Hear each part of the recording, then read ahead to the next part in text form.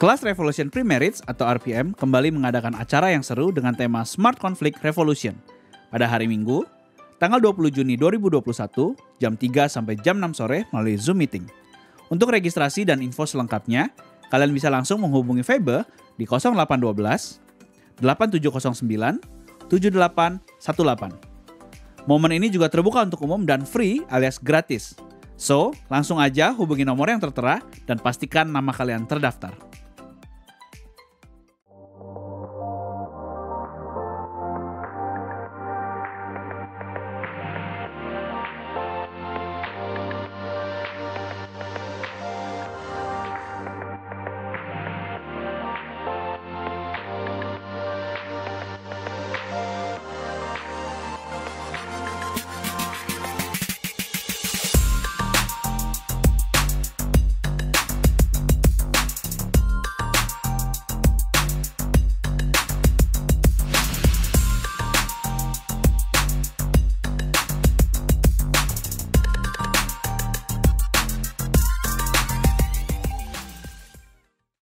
Shalom, selamat pagi seluruh jemaat yang dikasihi Tuhan. Kita sudah memasuki bulan yang baru. Di bulan Juni kita akan membahas bersama tentang Trustful Heart, hati yang percaya. Nah, hari ini khotbah saya berikan judul tentang Tuhan yang saya percayai. Saya mau bertanya dulu buat saudara, apa yang muncul di dalam benak atau pikiran saudara ketika kalimat tadi saya ucapkan? Tuhan yang saya percayai. Tahukah saudara bahwa di dalam setiap pikiran kita ada sebuah pola kepercayaan yang terbentuk tentang sosok Tuhan. Di mana sosok Tuhan yang kita percayai tersebut bisa saja loh bukan Tuhan yang sebenarnya seperti yang tertulis di dalam kitab suci. Kenapa saya bisa berkata begini? Kita hidup di sebuah negara yang sangat kental nuansa agamanya. Nah saudara, sosok Tuhan di dalam setiap agama sangat ditentukan oleh dua hal. Pertama, oleh apa yang dikatakan dari pemuka agama atau figur pemimpin atau kepercayaan tersebut yang sangat dihormati dan biasanya berkarisma. Dan menjadi sangat berbahaya saudara, ketika jemaat atau pengikut agama atau kepercayaan tersebut langsung menelan mentah-mentah apa yang disampaikan oleh si pemuka agama tersebut. Karena sekalipun begini saudara, sekalipun pemimpin atau pemuka agama ini berkarisma, luar biasa, pengikut di tempat agama yang dipimpin itu begitu banyak, ya. Kita mesti menyadari bahwa mereka tetap manusia dan mereka masih bisa salah. Khususnya tentang apa saudara? Pengajaran yang diberikan yang menggambarkan sosok Tuhan. Ini saya bukan bicara tentang satu agama saja sebenarnya, tapi seluruh agama atau semua agama yang ada di Indonesia. Kita melihat bagaimana apa yang dikatakan oleh pemuka agama di depan mimbar yang mereka pakai di setiap agamanya, itu sangat berpengaruh kepada pola kepercayaan tiap-tiap orang yang mengikutnya tentang sosok Tuhan. Makanya ketika sampai kepada kalimat Tuhan yang saya percayai, apakah saudara termasuk orang yang mempercayai sosok Tuhan tertentu karena ajaran dari pemuka agamamu? Itu yang pertama saudara.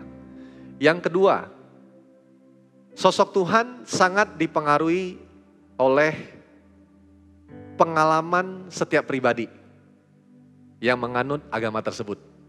Ya, ini sebenarnya juga berbahaya karena pengalaman tiap-tiap orang berbeda. Dan ketika pengalaman dijadikan kebenaran, maka yang diikuti bisa jadi bukan Tuhan yang sebenarnya, melainkan Tuhan yang disesuaikan dengan keinginan pribadi orang tersebut.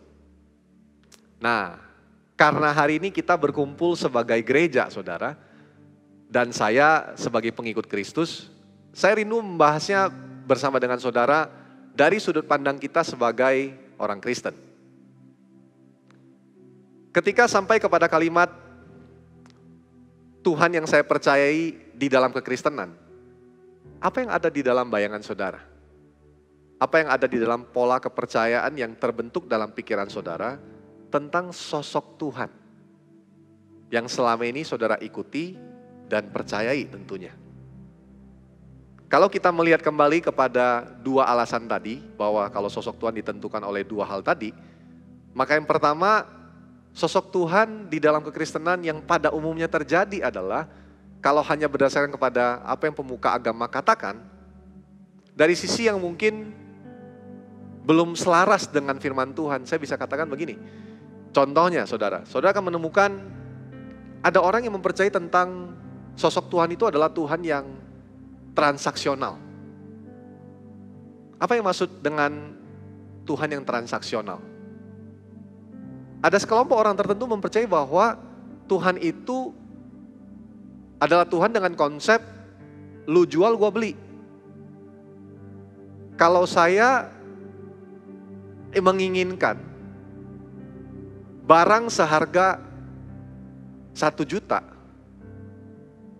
saya perlu mengeluarkan sebuah effort, paling tidak saya mesti mengeluarkan mungkin 100 sampai 500 ribu, supaya saya kemudian bisa mendapatkan balasan yang lebih baik dari Tuhan. Ada orang juga yang berpikir bahwa kalau saya melakukan sesuatu, maka kemudian saya bisa mendapatkan sesuatu dari Tuhan. Seakan-akan Tuhan itu digambarkan seperti Tuhan yang transaksional. Kalau saya beri, saya akan dapatkan berkali lipat. Dan ini berbahaya sekali saudara. Kalau dalam pikiran kita Tuhan itu adalah Tuhan yang transaksional, maka saudara akan melakukan segala sesuatu hari ini, entahkah di dalam hidupmu sehari-hari atau bahkan dalam pelayanan di dalam gereja, dengan konsep transaksi. Berbahaya. Ada juga orang yang mempercayai Tuhan yang legalistik, Tuhan yang bersyarat. Saya hanya bisa melihat keluarga saya rukun kalau saya berdoa sehari 5 jam. Ada syarat yang ditetapkan atas hidupnya, aturan-aturan yang membuat akhirnya apa yang tertulis dalam firman Tuhan bahwa kita tidak lagi hidup di bawah hukum Taurat menjadi seakan-akan orang tersebut hidup lagi di bawah hukum Taurat. Karena dia melihat bahwa Tuhan itu Tuhan yang legalistik, yang sifatnya bersyarat, saudara. Nah, akibatnya orang-orang yang seperti ini ketika mereka berhasil melakukan persyaratan-persyaratan yang menurut mereka perlu dilakukan, mereka bisa menjadi orang-orang yang sombong secara rohani. Ada juga orang-orang yang mempercayai bahwa karena pemuka agamanya ya menyampaikan tentang saudara minta, Tuhan pasti berikan. Saudara, Tuhan kita Tuhan yang murah hati, Tuhan yang ABCD. Saudara minta apa saja Tuhan berikan dan lain-lain. Saudara, prinsip-prinsip kemakmuran disampaikan dan begitu luar biasa. Dan ada orang-orang tertentu yang mempercayai bahwa Tuhannya adalah Tuhan lampu ajaib. Saudara nangkap Tuhan lampu ajaib? Jin lampu saudara yang kalau saudara gosok, kemudian dia keluar. Wah, aku berikan 3 permintaan. Sebutkan. 1, rumah Tuhan. Aku pengen rumah. Alasannya sederhana.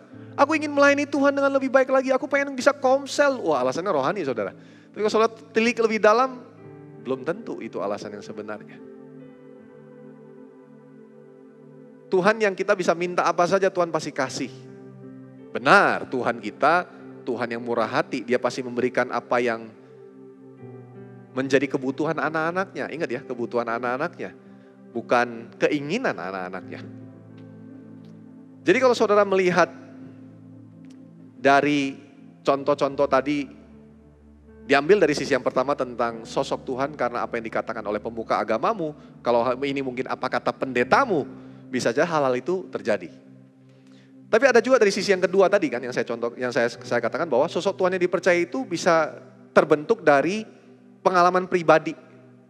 Pengalaman pertobatan dan perubahan hidup tiap-tiap orang yang sebenarnya berbeda. Dan biasanya ini cukup menentukan proses perjalanan berikutnya dalam hidup kekristenan saudara. Ada orang yang mengalami pertobatan bukan karena mendengar tentang Injil saudara sebenarnya. Tapi mereka mengalami pertobatan karena sakit yang sangat parah, sudah gak punya jalan keluar, tiba-tiba saja didoakan sama orang percaya atau sama pendeta, terus sembuh. Nah, kesembuhan itu, mujizat kesembuhan itu menjadi patokan dasar utama pertobatannya. Wah, saya ngomong ini Saudara pasti mungkin ada yang pernah mengalami ini.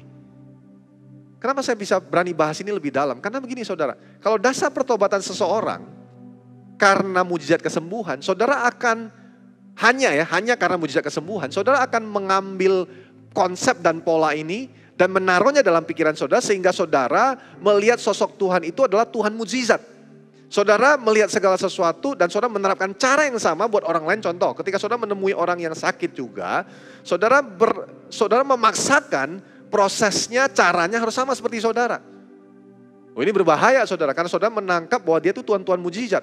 Dan kalau saudara lihat satu kejadian ternyata orang sakit didoakan tidak sembuh, saudara kemudian kecewa kepada Tuhan karena konsep sosok Tuhan dalam pikiran saudara, Tuhan yang saudara percayai itu adalah Tuhan mujizat. Saudara, ada orang yang mengalami perubahan hidup karena ada masa-masa di mana dia mengalami kesulitan ekonomi, kemudian dia berusaha untuk bangkit namun susah, tidak terjadi. Tiba-tiba sampai di satu titik dia mendapatkan pemahaman secara pribadi bahwa dia perlu membangun disiplin yang bentuknya aturan. Saya tidak bilang disiplin rohani yang benar, saudara, tapi disiplin yang bentuknya aturan. Menetapkan syarat-syarat dalam hidupnya karena dalam pikirannya bahwa dia berpikir Tuhan bisa memberkati dia. Dan ternyata dalam pengalaman perubahan hidupnya dia mengalami waktu dia terapkan aturan-aturan rohani tanda kutip di dalam kehidupannya. Ternyata dia mengalami perubahan dalam bisnisnya. Bisnis diberkati, mengalami breakthrough dan lain-lain. Sehingga dia menjadikan aturan tersebut sebagai sosok Tuhan yang ada di kepalanya. Ini juga mengerikan saudara karena ini bisa membentuk sebuah pola sosok Tuhan yang saudara percaya yang mengakibatkan saudara akan menerapkan hal yang sama juga kepada orang lain. Ketika saudara melihat ekonominya susah. Dan orang seperti ini akan kecewa ketika satu hari dia sudah melakukan aturan. Tapi ternyata bisnisnya masih juga kolaps. Kalau begitu pertanyaannya saudara, Tuhan seperti apa yang harusnya kita percayai? Makanya hari ini saya mau mengajak kita kembali kepada firman Tuhan. Ingat saudara, kita kembali kepada firman Tuhan. Tujuan dari khotbah yang disampaikan melalui mimbar ini adalah merupakan sebuah trigger pemicu supaya saudara memahami kebenaran, namun kemudian saudara perlu menyelidiki kembali lebih dalam di dalam firman, karena di dalam firman tertulis dengan jelas segala sesuatu yang Tuhan rindukan saudara pahami. Kita akan lihat di dalam firman Tuhan, bagaimana gambaran Tuhan yang sebenarnya kalau kita menyelidikinya di dalam Alkitab. Karena kita sedang membahas tentang Trustful Heart sepanjang bulan Juni ini, dari rangkaian Activate kita. Saya mengajak kita, ya karena ada kata percaya di situ, saya ingin kita melihat tentang gambaran Tuhan dari kisah Bapak orang percaya. Siapa Bapak orang percaya? Abraham ya. Abraham. Nah, kalau selama ini sudut pandang kita tentang Abraham itu lebih kepada imannya yang luar biasa, khususnya ketika momen dia berani menyerahkan Ishak kepada Tuhan, padahal dia ini adalah anak yang ditunggu-tunggu. Selama ini mungkin itu adalah kisah yang paling merema di kepala kita tentang Abraham. Nah, hari ini saya justru ingin mengajak saudara melihat tentang Tuhan dari kisah Abraham. Jadi ingat ya saudara ya, bukan melihat iman Abraham dari kisahnya, melainkan melihat gambaran Tuhan dari kisah Abraham. Oke, kita mulai. Saya bertanya buat saudara, siapakah Abraham? Apa keistimewaan seorang Abraham sehingga Tuhan memilih dia sampai dia disebut sebagai bapak orang beriman atau bapak orang percaya? Kira-kira apa sih keistimewaan Abraham? Siapa sih Abraham ini gitu? Dulu saudara, saya berpikir Abraham pasti lahir dan besar di dalam sebuah keluarga yang takut akan Tuhan. Saya berpikir bahwa ayahnya pasti mengajarkan tentang Tuhan. Ayahnya pasti orang yang benar-benar cinta Tuhan, mengajarkan anak-anaknya untuk juga cinta kepada Tuhan.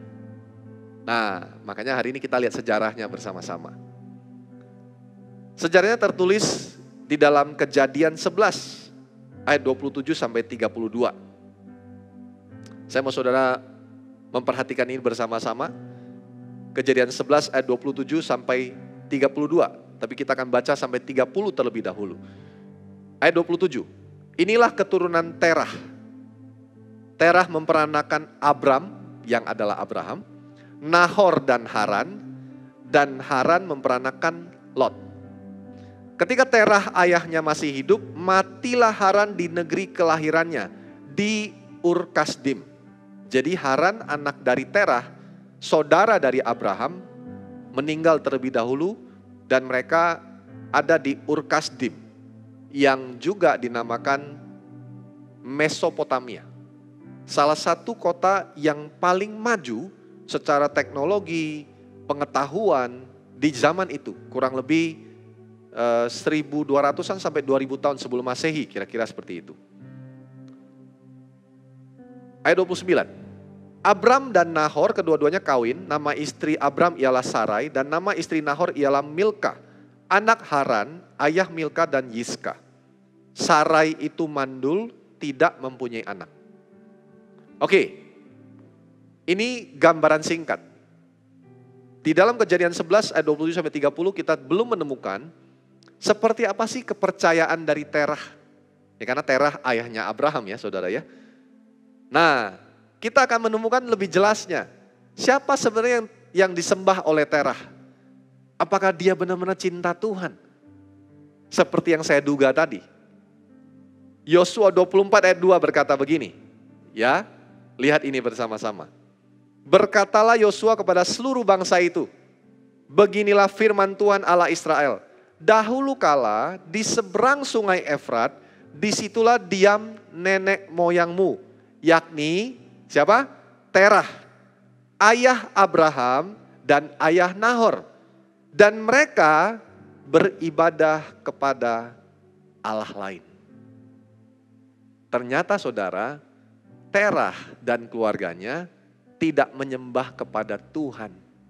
Tidak menyembah kepada Tuhan yang sama yang disembah oleh Nuh dan keluarganya.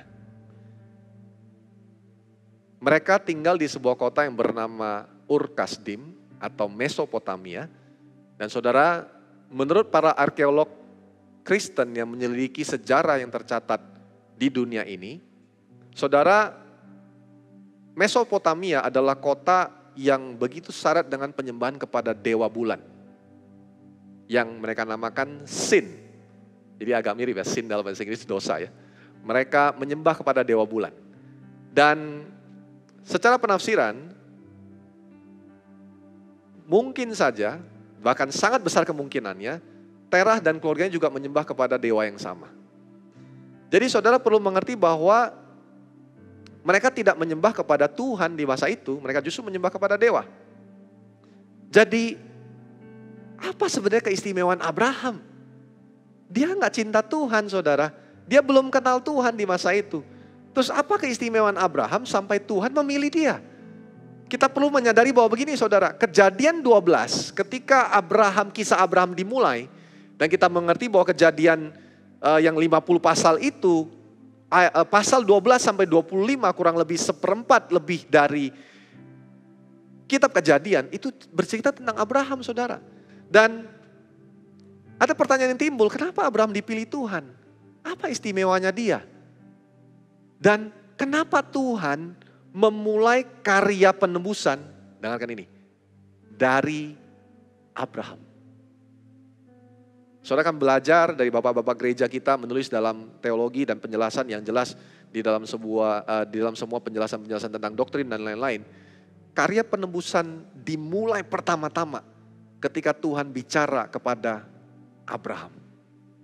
Wow. Bayangkan betapa luar biasanya pribadi Abraham ini sampai dia yang dipilih, saudara. Dan nama Abraham tercatat berulang-ulang sepanjang kitab perjanjian lama. Bahkan di dalam kitab perjanjian baru kurang lebih ada 75 kali nama Abraham tercatat. Karena memang Abraham ini pribadi yang sangat luar biasa. Apa istimewanya Abraham? Dari sisi iman, pengenalan akan Tuhan, ternyata tidak ada sebelumnya. Kejadian 12, mari kita baca bersama. Nah, ini meneguhkan kembali apa yang disampaikan tadi. Kejadian 12 ayat 1 sampai ayat yang ke-5. Saya akan bacakan buat saudara. Berfirmanlah Tuhan kepada Abram, pergilah dari negerimu dan dari sanak saudaramu. Jadi perhatikan ya, pergilah dari negerimu dan dari sanak saudaramu dan dari rumah bapamu. Jadi Abram disuruh pergi dari negeri tempat dia tinggal, dari semua sanak saudaranya dan dari rumah bapaknya. Ke negeri yang akan kutunjukkan kepadamu. Saudara nanti akan tahu alasannya kenapa Abraham disuruh pergi dari negeri sanak saudaranya bahkan dari rumah bapaknya. Aku akan membuat engkau menjadi bangsa yang besar dan memberkati engkau serta membuat namamu masyhur dan engkau akan menjadi berkat. Aku akan memberkati orang-orang yang memberkati engkau dan mengutuk orang-orang yang mengutuk engkau. Dan olehmu semua kaum di muka bumi akan mendapat berkat. Saudara perlu membaca bersama, memperhatikan bersama, Tuhan akan mengutuk orang yang mengutuk Abraham. Jadi di situ ini penting, not penting karena nanti akan ada kaitannya ke belakang. Kita akan lihat bagaimana Abraham, kualifikasi Abraham sehingga dia dipilih. Kenapa? Lalu pergilah Abram, karena belum Abraham namanya, seperti yang difirmankan Tuhan kepadanya, dan Lot pun ikut bersama-sama dengan dia. Abram berumur 75 tahun ketika ia berangkat dari Haran. Nah, saudara, ini dia berangkat dari Haran, bukan dari Ur-Kasdim, bukan dari Mesopotamia. Abram membawa Sarai istrinya dan Lot anak saudaranya dan segala harta benda yang didapat mereka dan orang-orang yang diperoleh mereka di Haran. Mereka berangkat ke tanah Kanaan, lalu sampai di situ. Jadi Abram berangkat bersama dengan Lot dan istrinya dan semua yang mereka peroleh di Haran ke tanah Kanaan, dan umur 75 tahun dia sudah sampai di tanah Kanaan. Oke. Kenapa saudara? Abram diminta meninggalkan negeri sanak saudara dan bapaknya. Dan kalau saudara baca di sini, saudara menemukan seakan-akan Abram baru diminta pindah oleh Tuhan ketika Abram berada di Haran. Betul ya? Nah, tapi saudara akan menemukan kerancuan kalau saudara melihat ayat paralel, konkordansi dari Kejadian 12 ayat 1 tadi, di refernya, ya ditujukannya paralelnya kepada Kisah Para Rasul 7 ayat 2-4 ketika Stefanus mau dibunuh dan dia menyampaikan kebenaran tentang yang tercatat dalam kitab Perjanjian Lama. Kisah Rasul 7 ayat 2-4 berkata begini, jawab Stefanus, hai saudara-saudara dan bapak-bapak, dengarkanlah. Allah yang maha mulia telah menampakkan dirinya kepada bapak leluhur kita Abraham ketika ia masih di Mesopotamia, sebelum ia menetap di Haran. Mengagetkan ya. Pas saya baca, saya pikir nggak mungkin firman Tuhan salah. Karena tadi Kejadian 12 seakan-akan dalam bahasa terjemahan Indonesia, saudara membaca seakan-akan Tuhan baru bicara kepada Abram ketika dia ada di Haran. Lanjut dulu ya, Kisah Para Rasul 7 tadi. Ayat yang ketiga sekarang, dan berfirman kepadanya, keluarlah dari negerimu dan dari sanak saudaramu dan pergilah ke negeri yang akan kutunjukkan kepadamu. Maka keluarlah ia dari negeri orang Kasdim. Lihat nih, lalu menetap di Haran. Jadi saudara, ada kisah di mana justru menurut Stefanus yang tercatat dalam kisah Abraham, dia keluar dulu dari negeri orang Kasdim, dari Mesopotamia, terus menetap di Haran. Dan setelah ayahnya meninggal, Allah menyuruh dia pindah dari situ ke tanah ini, ke Kanaan. Tempat kamu diam sekarang, yaitu di Yerusalem. Nah saudara, ini yang luar biasa. Apa kualifikasi Abraham sehingga Tuhan memilihnya? Abraham sebenarnya, jadi ayat tadi kita kembali sedikit dulu ya, ke Kejadian 12 ayat 1 dulu supaya saudara baca kembali. Berfirmanlah Tuhan kepada Abram. Dalam bahasa Inggrisnya, berfirmanlah Tuhan kepada Abram ini bentuknya itu past perfect tense. Jadi, now God had said to Abraham.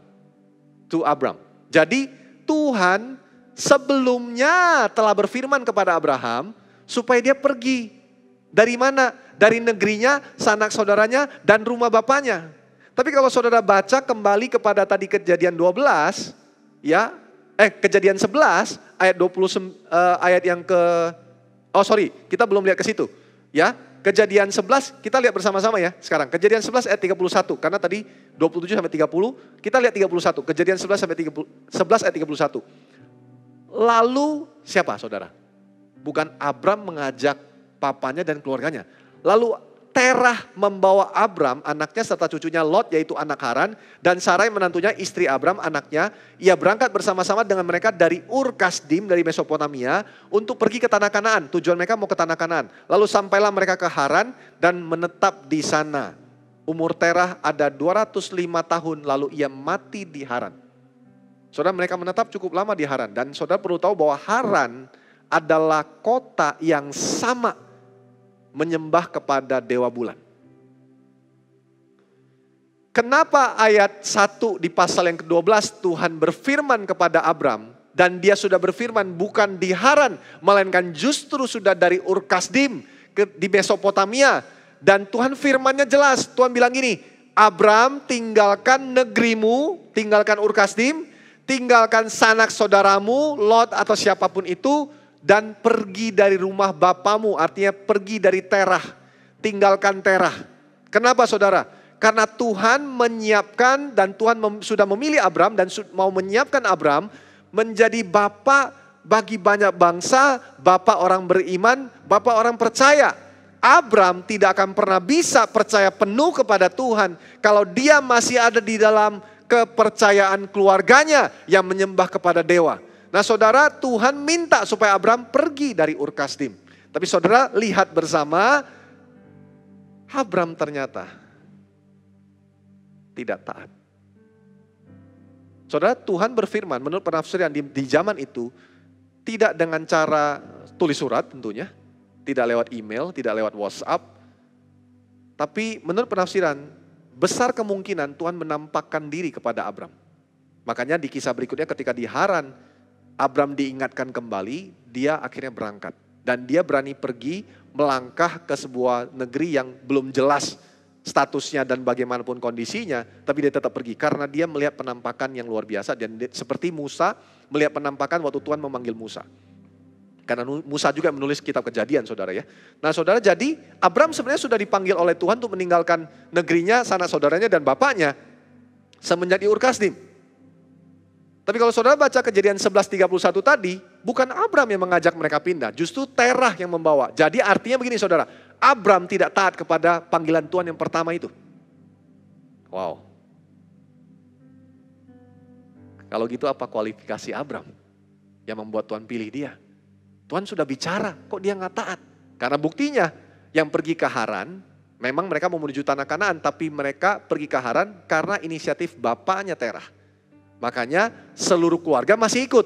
Padahal Tuhan bilang, tinggalkan sanak saudaramu, tinggalkan bapamu. Jadi tidak ada kualifikasi Abram di awal yang membuat Tuhan memilih dia.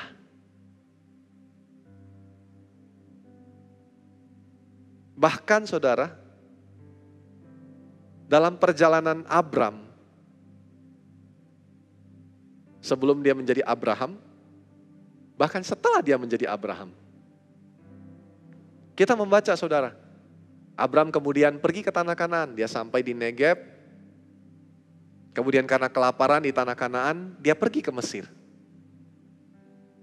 Kita membaca saudara, sebelum masuk ke Mesir, Abram pesan sama istrinya, Sarai.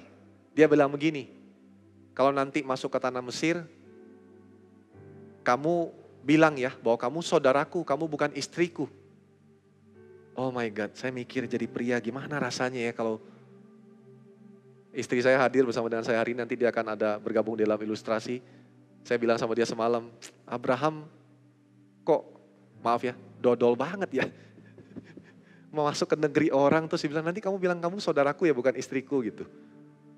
Terus karena dia takut dibunuh saudara.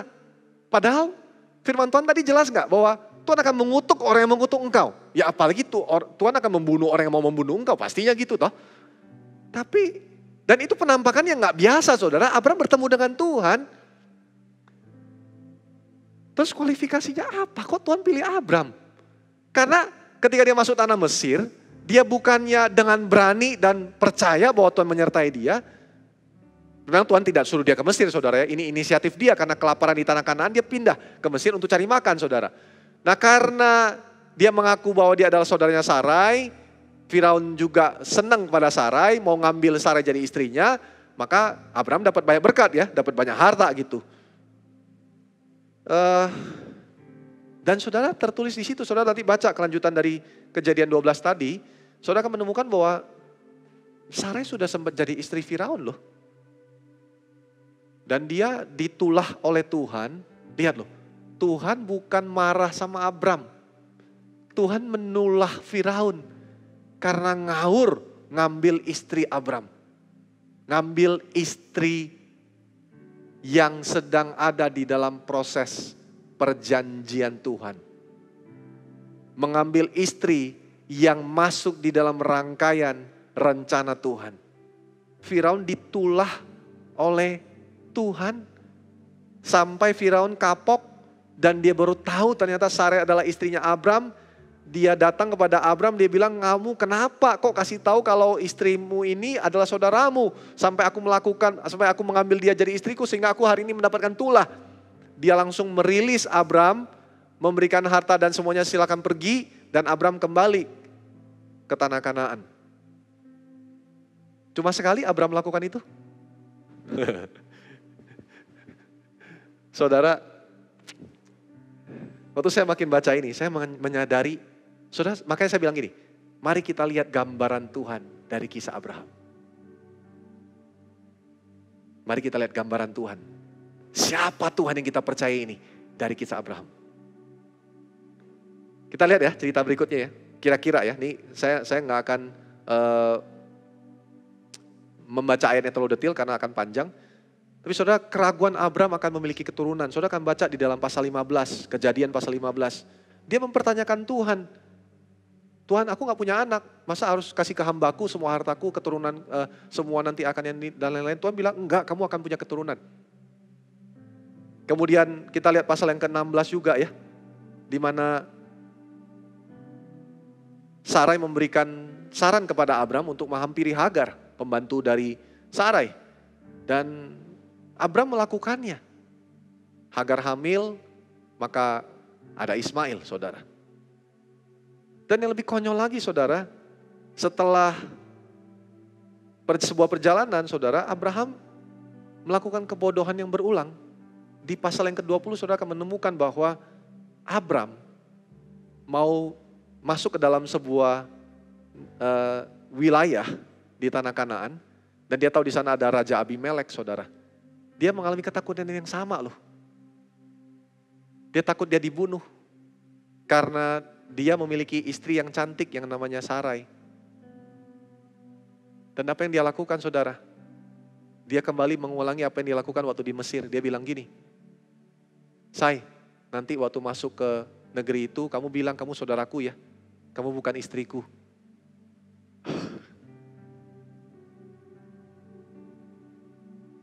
Saya pas baca ini saya bilang, Tuhan, kok bisa ya? Saudara semakin mendengar ini, saudara mungkin makin merasa bahwa apa saya salah ya jadikan Abraham teladan iman gitu.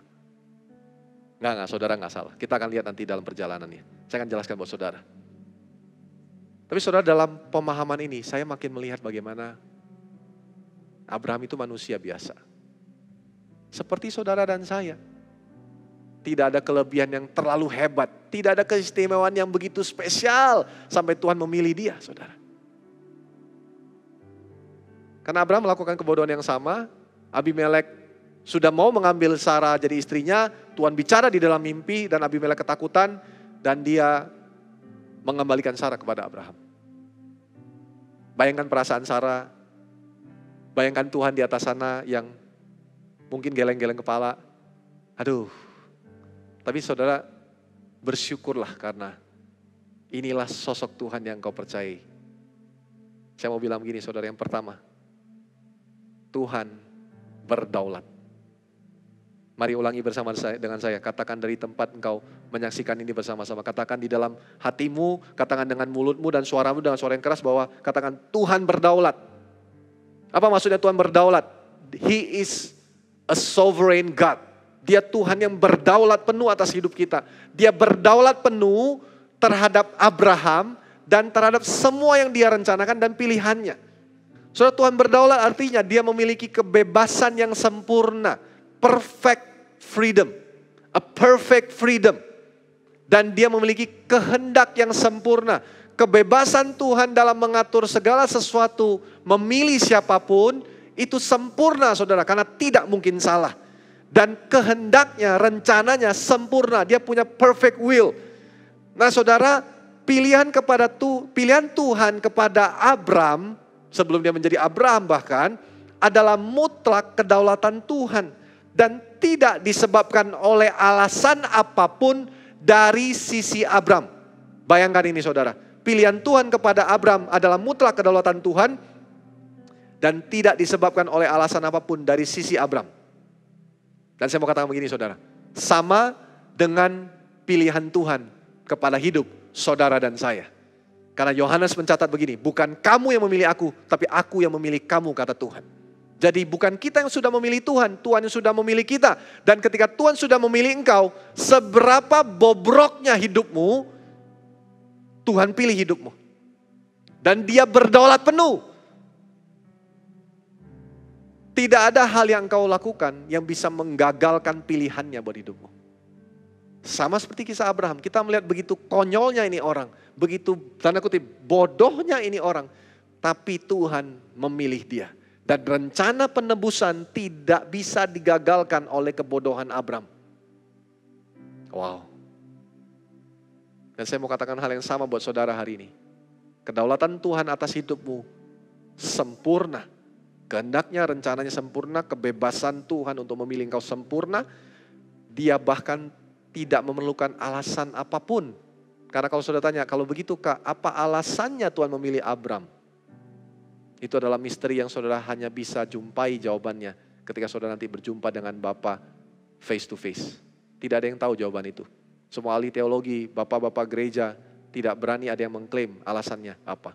Karena setelah mempelajari di dalam firman yang tertulis, mereka menemukan tidak ada alasan yang menurut penilaian manusia begitu hebat. Jadi Tuhan berdaulat, itu yang pertama. Saudara perlu paham ini adalah sifat Tuhan. Ini adalah atributnya Tuhan. Sifat Tuhan yang sempurna ini, dia berdaulat, kebebasan sempurna, kehendak sempurna. Sehingga pilihan yang jatuh kepada Abram tidak ditentukan oleh apapun yang dilakukan oleh Abram.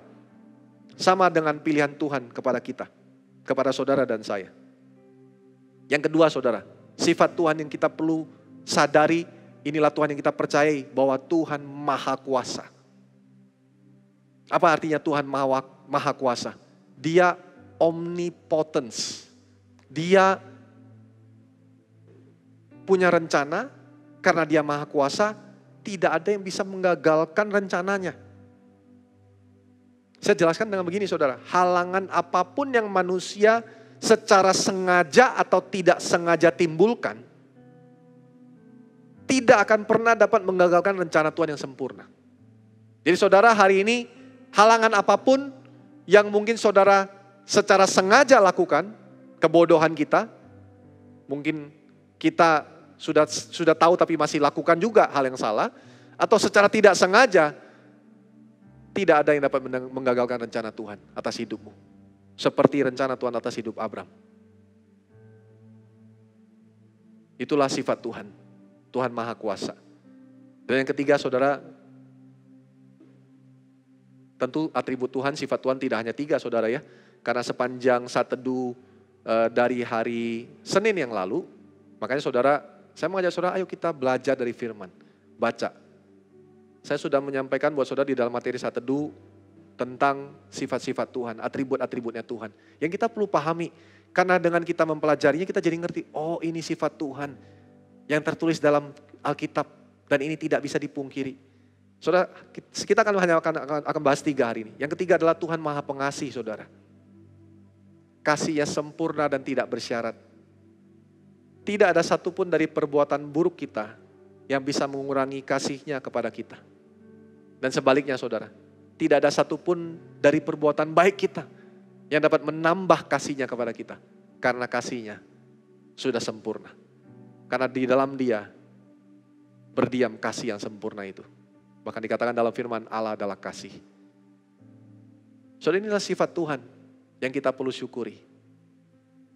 Nah ketika saudara sudah dengarkan ini, terus lantas saudara mungkin berpikir, kalau begitu Pak, apa yang saya bisa jadikan teladan dari diri Abraham? Wow, belum berhenti saudara sampai di situ. Kita perlu mengerti bahwa di dalam kisah perjalanan Abraham, dia melakukan sebuah tindakan di sebuah fase yang saya sebut dengan fase iman yang begitu luar biasa. Karena di fase itu, dia tidak lagi mempertanyakan perintah Tuhan. Dia bahkan tidak mengurangi sedikit pun apa yang Tuhan suruh dia lakukan. Dia lakukan dengan exactly apa yang Tuhan mau. Yaitu ketika dia mengorbankan Ishak kepada Tuhan. Namun Tuhan hentikan. Karena memang Tuhan mau melalui Abraham, gambaran tentang penebusan jadi lebih jelas buat kita semua. Kenapa harus melalui Abraham ini? Karena memang Abraham dipilih Tuhan secara kedaulatan Tuhan. Dalam prosesnya Tuhan perlu menunjukkan bahwa ini loh rencanaku. Bahwa anak dari Abraham tidak perlu dikorbankan. Karena digantikan dengan domba. Anak domba Allah. Engkau tidak lagi perlu dikorbankan, tidak perlu mengalami maut. Kutuk dosa tidak lagi berlaku atas kita karena ada anak domba Allah yang dikorbankan. Nah tapi bagaimana caranya bisa sampai ke situ? Abraham yang kualifikasinya tidak ada, kenapa bisa sampai ke situ? Nah hari ini kita melihat ilustrasi sederhana yang saya mau bawakan buat kita semua. Ini adalah sebuah eksperimen saudara ya. Saya belum tahu apakah eksperimen ini akan menghasilkan sesuai dengan apa yang saya mau. Karena saya tidak melakukan janjian dengan orang-orang ini. Karena salah satunya istri saya. Tapi saya mau melakukan eksperimen ini dan saya mau lihat apakah ini bisa benar-benar menggambarkan apa yang saya maksudkan. Ya, jadi tidak apa-apa ya kalau nanti di bagian terakhirnya ternyata tidak sempurna seperti apa yang sudah rencanakan. Tapi kita lihat bersama apakah eksperimen ini bisa memberikan kita gambaran yang lebih baik tentang perjalanan. Baik itu seorang Abraham maupun kita orang percaya. Silakan maju ke depan. Tadi singer kita ada Lala dan juga istri saya. Ibu Dea yang tercinta silakan. Nanti dulu Jos, nanti dulu. Oke. Silakan. Oke. Istriku berdiri di sini, hadap ke sini. Ya. Oke, thank you. Lala sini lah, berdiri di sini aja. Ya, hadap depan. Tolong Mandy sudah siap dengan headphone jack-nya? Ya, tolong berikan kepada saya. Ini kita mau lakukan secara simple dan sederhana, hopefully ini bisa menolong kita untuk memahami. Oke, tolong dipasang saya ke telinga, ini right, ini left. Oke. Kita tes dulu ya saudara ya, bisa dengar suara saya? Nggak bisa? Oh belum. Oh, belum ya? Sudah belum? Sudah ya, oke. Tolong. Tes cek, 1, 2, tes cek, say. Hey. Oh nggak dengar ya, udah nggak dengar. Oke, silakan ditaruh di depan sini. Boleh munduran sedikit Lala.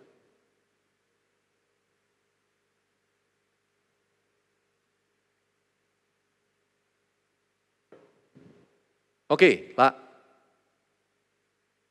Kak Darin punya satu kotak di depan kamu. Ini seperti mainan di kuis-kuis, tahu kan ya? Yang tangan dimasukin ke dalam. Ya, tapi jangan lihat di dalamnya apa. Pokoknya ini ya percaya aja ya gitu ya maksudnya. Nah, di dalam ini ada sesuatu, hari ini jemaat mungkin belum bisa melihat karena memang masih ditutup kain hitam sengaja gitu ya. Tapi tugas kamu adalah menebak apa yang di dalam sini. Ya, nggak perlu dikeluarkan, masukkan tangan, diraba, dan tebak apa itu isinya. Silakan. Ya, dua-duanya bisa, masukin 2 tangan. Dua-duanya, masukin dua-duanya aja dua-duanya. Nah, gitu ya. Dapat nggak? Nyampe. Apa itu? Oke, dia sudah menebak ya, saudara ya. Thank you, Pak. Saya mau nanya buat Lala. Boleh kasih saya mic? Ada mic? Bisa membantu? Nah.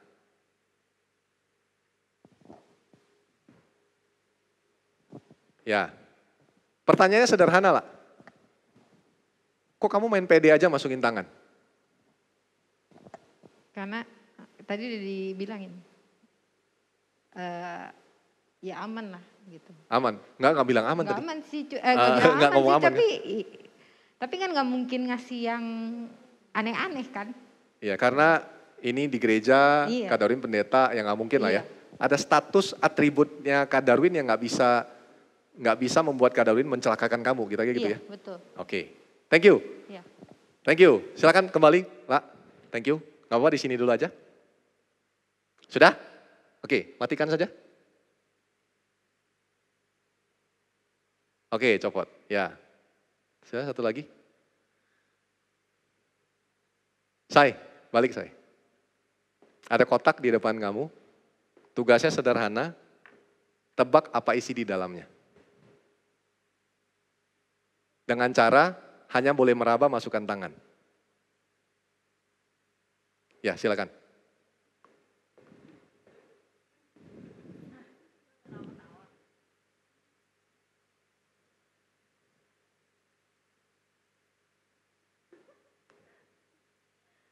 Apa itu? Apa itu?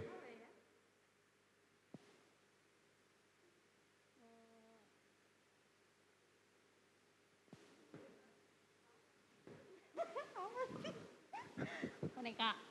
Apa? Boneka. Ya, coba kita lihat bersama ya apa itu isinya ya. Apa itu? Boneka. Keluarin dong coba. Bisa dibuka nggak sih, Jos? Oh nggak bisa. Oh harus ditarik dari dalam ya. Nah kita tarik dari sini. Nih, I love you gitu kan. Sarangil. Bentar, jangan dulu, belum. Kenapa tadi pede aja masukin tangan?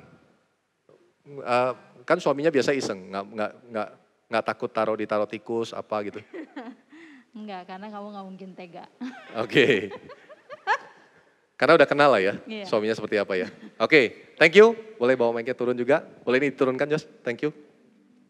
Saudara, ada dua proses yang terjadi sebenarnya antara dua orang yang berbeda tadi. Saudara Lala berani memasukkan tangannya ke dalam kotak itu di dalam sebuah ketidaktahuan. Karena ada sebuah status atribut yang Darwin punya. Yang tidak mungkin mencelakakan dia. Oke, ini di gereja saudara, dia yakin saya tidak mungkin taruh ular berbisa di dalamnya. Tapi dalam perjalanan saudara, ada seorang Dea yang secara status terhadap saya berbeda dari Lala. Dia istri saya saudara, hidup bersama dengan saya sudah 12 tahun lamanya. Jadi dia begitu mengenal saya, begitu tahu sifat-sifat saya setiap hari, sehingga ketika dia memasukkan tangannya, dia tahu bahwa sekalipun suaminya orang yang cukup iseng, dia tahu bahwa suaminya tidak mungkin tega mencelakakan dia atau menakut-nakuti atau membuat dia panik, saudara. Jadi berbeda sekali, Lala dengan Dea. Apa yang saya masukkan di sini, saudara? Saya mau saudara melihat sebuah kalimat yang luar biasa. Kalau dari tadi kita melihat Abraham dari sisi kekurangannya, dan kita belajar tentang sosok Tuhan yang kita percayai.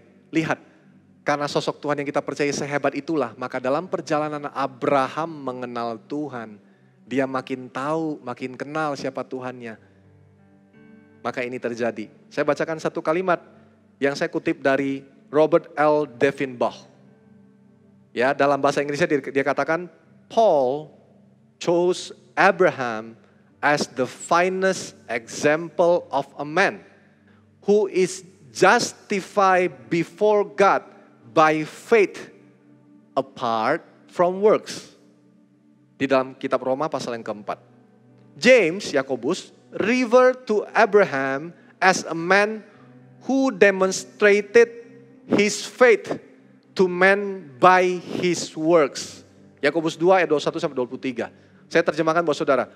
Paulus memilih Abraham sebagai contoh yang terbaik dari seorang manusia yang dibenarkan oleh Tuhan karena iman di luar dari semua usaha atau pekerjaannya. Yakobus merefer atau mereferensikan kepada Abraham sebagai seorang manusia yang mendemonstrasikan imannya kepada kita semua melalui perbuatan-perbuatannya. Kalau saudara membaca apa yang tertulis dalam kitab Roma dengan apa yang tertulis dalam kitab Yakobus, kalau saudara tidak memahami lebih dalam, seakan-akan kok seperti kontradiktif.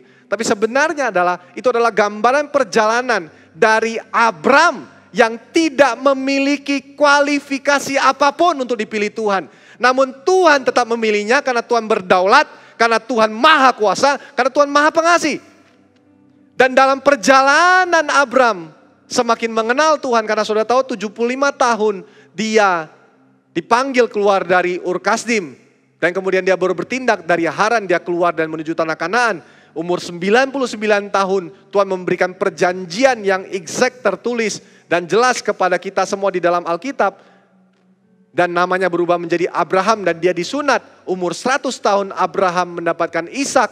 Dan lihat, ketika dia mendapatkan Ishak, dalam prosesnya dia bertumbuh saudara. Di dalam iman. Dia meninggal di umur 120-an.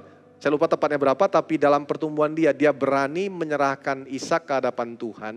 Jadi setelah beberapa tahun, dia menyaksikan bagaimana kemurahan Tuhan, luar biasanya penyertaan Tuhan, bagaimana Tuhan begitu baik mengasihi dia dengan segala kebodohan dan kekurangan dia dan ketidakkualifikasiannya dia. Tapi Tuhan tetap mengasihi dia, Tuhan tetap memilih dia, Tuhan tetap melakukan rencananya melalui hidup Abraham.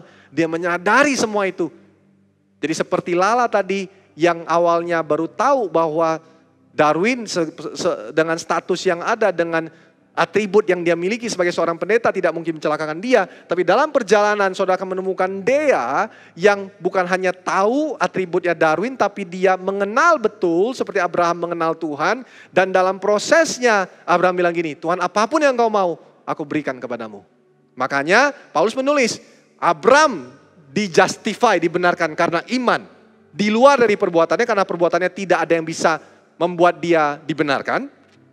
Tapi Yakobus menulis bahwa Abraham adalah contoh orang yang mendemonstrasikan imannya. Saudara dan saya adalah orang-orang yang satu hari nanti atau sekarang ini akan mendemonstrasikan iman kita melalui perbuatan kita, karena saudara melalui sebuah perjalanan pengenalan akan Tuhan, kesadaran kita senantiasa akan sifat-sifat Tuhan yang luar biasa. Dan kita mengalaminya, kita menyelaminya, dan kita mengenal pribadi yang luar biasa ini. Sehingga kita menghidupi perjalanan kita dengan iman yang luar biasa. Dan kita bisa mendemonstrasikan iman kita.